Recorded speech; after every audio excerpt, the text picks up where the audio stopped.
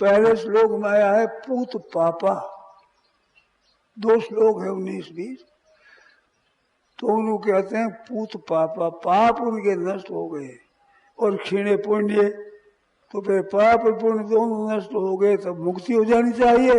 तो पाप नष्ट कौन से हुए? जो स्वर्ग की प्राप्ति में प्रतिबंधक पाप है, स्वर्ग में नहीं जाने देते, वो पाप क्षय हुए हैं। और क्षीणे पुण्य, वो पुण्य कौन सा क्षीण हुआ है? जिन पुण्यों के भोगने के लिए मनुष्य शरीर मिला है, वे पुण्य वहां भोग लिए गए हैं। जैसे हम यहाँ गाड़ी में चढ़े तो टिकट हमारा पूरा हो जाता है तो उतर जाते हैं, कारण के उनके पैसे सब भोगे गए। जिन पैसों के कारण से हमें वो टिकट मिला है, वे पुण्य सभी भोगने पर फिर वहां से उतरना ही पड़ता है। ऐसे वहां टिकट खत्म होने पर उनको आना पड़ता है।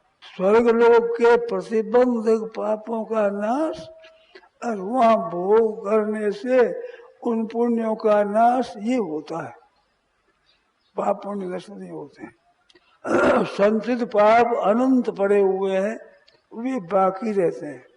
संचित पापों में से प्रारब्ध पाप पुण्य बनते हैं। पाप पुण्य प्रारब्ध, पुण्य देने के लिए, जो सुख भोग देने के लिए उद्योग होते हैं, उनको प्रारब्ध कर्म कहते हैं। थोड़ा सा कर्मों का विषय भी सुन लें, बड़ा विचित्र विषय है कर्मों का। गीता ने में गहना कर्मणो गति कवियो प्यत्र मोहिता, कर्मों के विषय में बड़ी गहरी बात है। इसका स्पष्ट विवेचन बहुत कम मिलता है, पुस्तकों में भी कम मिलता है, व्याख्यान में सुनने करने में भी बहुत कम आता है। तो थोड़ी सी बात कहते हैं। मनुष्य जो अभी कर रहा है, अच्छा और मंदा काम कर रहा है, वो अच्छा करते उससे पुण्य बनता है, मंदा काम करते हैं उनसे पाप बनता है। तो पाप और पुण्य दोनों अलग अलग जमा होते हैं। वो जमा हुए पाप पुण्य को संचित कर्म कहते हैं। पुण्य पाप दोनों कर्म है, वो कर्मों का संचय होता है, खजाना जैसे हो, ऐसे खजाना होता है इकट्ठा, उसको संचित कर्म कहते हैं। उन संचित कर्मों में से जिन कर्मों को लेकर के मनुष्य शरीर मिला, वो प्राप्त कर्म है। तो वो शरीर मनुष्य का, पशु का, पक्षी का ये शरीर मिलता है, ऐसे देवताओं का शरीर मिलता है, तो वो प्रारब्ध बनता है। उस प्रारब्ध के फल भोग के लिए वो शरीर मिलता है। और शरीर से किए जाए जो कर्म, अभी शुभ और अशुभ, इन शुभ और अशुभ कर्मों को क्रियमाण कर्म कहते हैं। क्रियमाण, किए हुए कर्म। और वे कर्म जो पुण्य पाप होते हैं, जो संचित होते हैं, वो संचित कर्म। और उनमें से जो शरीर की प्राप्ति के लिए कर्म फल देने के उन्मुख हो जाते हैं, उन फलोन्मुख कर्मों को प्रारब्ध कर्म कहते हैं। प्रारब्ध कर्मों से शरीर मिलता है। शरीरों में मनुष्य शरीर के द्वारा क्रियमाण कर्म बनते हैं। पशु पक्षियों के द्वारा, देवताओं के द्वारा, भूत प्रेतों के द्वारा नए कर्म बनते नहीं हैं। वो कर्मों का फल भोग होता है वहां पर। जैसे खेत में जाकर कमाते हैं, घर में बैठकर खाते हैं, ऐसे ही ये मनुष्य शरीर है। इदं शरीरम कौनते, खेत में, ये खेत है, यहाँ उपज होती है, ये उपजाऊ खेत है, इसमें बड़ी उपज होती है। बढ़िया जहाँ खेत होता है उसमें अच्छा दाना डाला जाए तो अच्छे वृक्ष भी बड़े पुष्ट होते हैं, और वो कांटों वाले दूसरे वृक्ष भी बोए जाए तो वे भी बड़े बड़े कांटों वाले होते हैं।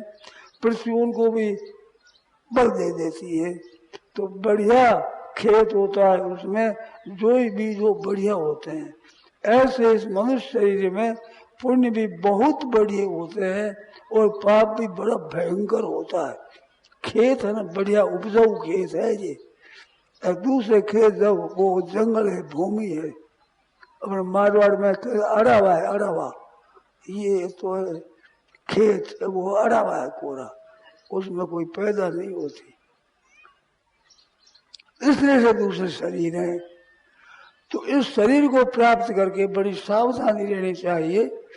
यहाँ पाप और पुण्य भोगे जाते हैं, ये भी बात है, परंतु वास्तव में एक मार्मिक बात बताता हूँ जिसका वर्णन बहुत थोड़ी पुस्तकों में आया है, मेरे को तो बहुत कम जगह मिला है, वो बताता हूँ आपको। ये सुख दुख तो यहाँ भोगते हैं, बुखार आ गया, कभी बुखार दूर हो गया, कभी नफा हो गया, कभी नुकसान हो गया, कभी किसी बेटे के बेटा हो गया, जन्म हो गया, किसी घर में मृत्यु हो गई, ऐसे जो सुख दुखदायी घटना घटती है ये प्रारब्ध का फल मानते हैं और वह है भी सच्ची बात, परंतु मनुष्य शरीर वो सुख दुख भोगने के लिए नहीं है। मनुष्य शरीर में भी प्रारब्ध के अनुसार सुखदायी परिस्थिति और दुखदायी परिस्थिति आती है, परंतु सुखदायी परिस्थिति दुखदायी परिस्थिति भोग के लिए नहीं आती है, ये साधन सामग्री है। सुखदायी परिस्थिति में भी भगवत प्राप्ति का साधन होता है और दुखदायी परिस्थिति में भी भगवान की प्राप्ति का साधन होता है।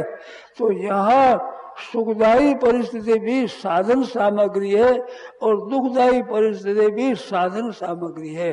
ये बात बहुत कम जगह मेरे को पढ़ने को मिली है, ज्यादा जगह नहीं मिली। तो यहाँ भोग जोनी नहीं है, और जो नहीं समझते हैं उनके लिए पशु पक्षी की तरह ये जोनी भोगने के लिए है।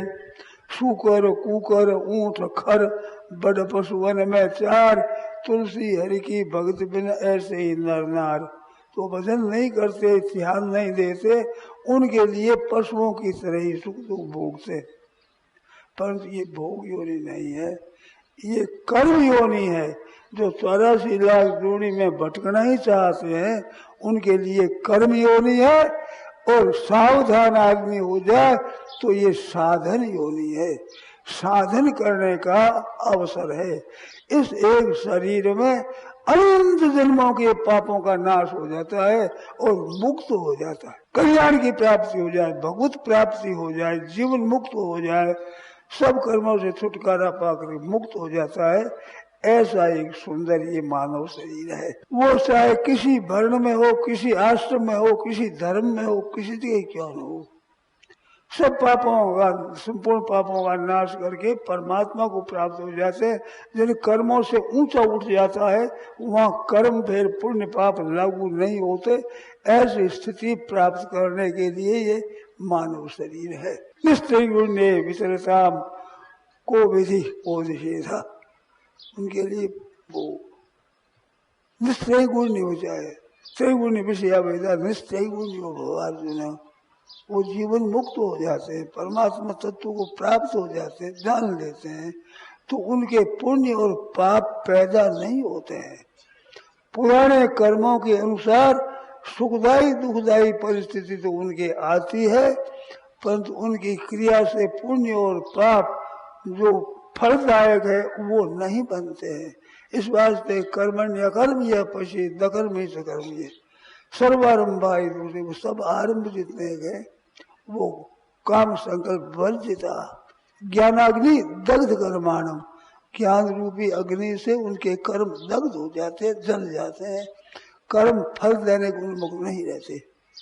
भागवत में आया है भर्जिता कुशिता धाना प्रायो बीजाय नेश्यते, जितने ये बीज है दाने हैं, गेहूं हो कुछ भी हो, गेहूं हो बाजरा हो जौ हो चना हो ज्वार हो, ये दाने जो अंकुर देने वाले हैं उनको उबाल लिए जाए तो फिर ये अंकुर नहीं देते, इनको भूंज लिए जाए तो ये अंकुर नहीं देते। खाने में काम आते हैं परंतु खेती में काम नहीं आते। ऐसे ज्ञान रूपी अग्नि से कर्म दग्ध हो जाते हैं, वे उनकी मुक्ति में आनंद में उनके लिए और दुनिया के लिए काम तो ज्यादा आ जाते हैं वो, परंतु वो अगाड़ी अंकुर देने के नहीं रहते, अगाड़ी जन्मारंभक नहीं होते।